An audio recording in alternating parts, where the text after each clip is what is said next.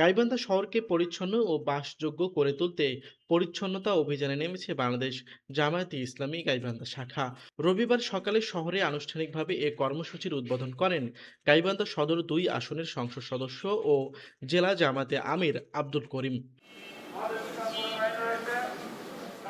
উদ্বোধনের পর তিনি নিজেও ঝাড়ু হাতে নিয়ে পরিচ্ছন্নতা কার্যক্রমে অংশ নেন, যা কর্মীদের মধ্যে উৎসাহ উদ্দীপনা সৃষ্টি করে। পরিচ্ছন্নতা অভিযানটি শহরের পুরাতন ব্রিজ এলাকা থেকে শুরু করে এসপিআর কার্যালয় পর্যন্ত প্রধান সড়কের দুপাশ জুড়ে পরিচালিত হয়।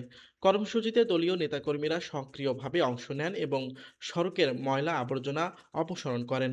আমরা মূলত গাইবান্ধা শহরে যে মেইন রাস্তা, যেটা পুরাতন ব্রিজ থেকে শুরু করে আমরা এসপি মহোদয়ের অফিস গেট পর্যন্ত আমরা পুরোটাই পরিষ্কার করবো। এটা হলো আমাদের মেইন শহর। এরপরে এই অভিযান আমাদের আবারও চলবে ইনশাআল্লাহ। আমরা ওয়ার্ড ভিত্তিক, মানে 9টা ওয়ার্ডে আমরা এই অভিযান চালাবো, যাতে